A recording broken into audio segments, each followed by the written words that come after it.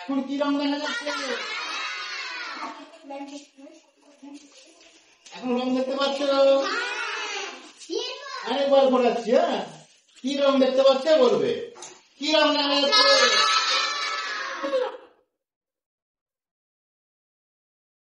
এখন কি রং দেখা যাচ্ছে? কি রং আছে এগুলো বলো? এটা কি রং?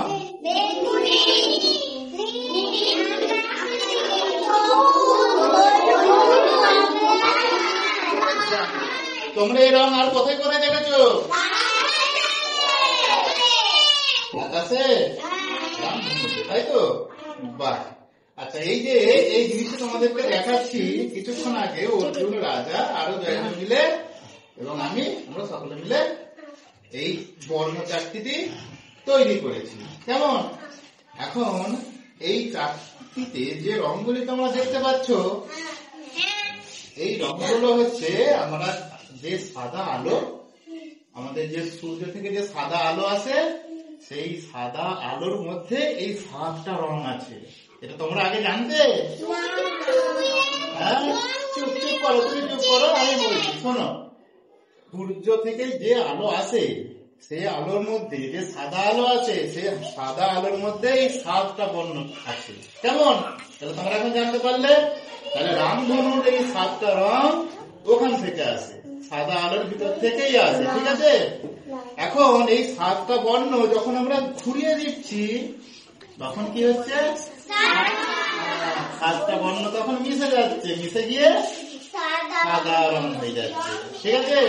এই চারটিটি প্রথম আবিষ্কার করেছিলেন, বা সাদা আলো যে 7টি বর্ণের সমষ্টি, এই চারটির মাধ্যমে প্রথম প্রমাণ করে দেখিয়েছিলেন স্যার আইজাক নিউটন। তোমরা এই নামটা শুনেছ? অর্জুন শুনেছে, বলছিলে না? তুমি শুনেছ? আচ্ছা, অর্জুন শুনেছে স্যার আইজাক নিউটন। তোমরা একটু যখন বড় হবে তখন তোমরা আইজাক নিউটন সম্পর্কে জানতে পারবে। উনি এই যে পৃথিবী যে আকর্ষণ করে আমাদেরকে, যে কারণে আমাদের ওজন আছে, আমরা উপর দিকে উঠতে পারিনি, আমরা নিচের দিকে পড়ে যাই, তাই তো? এই অভিকর্ষ বলটা স্যার আইজাক নিউটন আবিষ্কার করেছিলেন। ঠিক আছে? সেই আইজাক নিউটন এই বর্ণ চারটি আবিষ্কার করেছিলেন, তৈরি করে তিনি প্রমাণ করেছিলেন যে সাদা আলো এই 7টি বর্ণের আলোকে সমষ্টি। কেমন?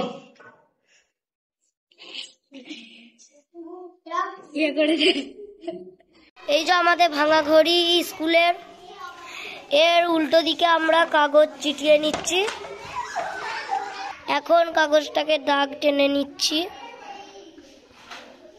এবারে কাঁচি দিয়ে আমরা কেটে নিচ্ছি গোলটাকে। কাগজটিকে সম্পূর্ণ গোল করে কেটে নিয়েছি। এরপর স্কেলে করে দাগ টেনে নিচ্ছি। এইভাবে আমরা 7টি ঘর কেটে নেব, যেখানে আমরা বেগুনি থেকে লাল পর্যন্ত যেই রঙগুলি করব। এই কাগজটিকে আমরা এই চাকতিটির ওপরে আমরা ভালো করে চিটিয়ে নেব।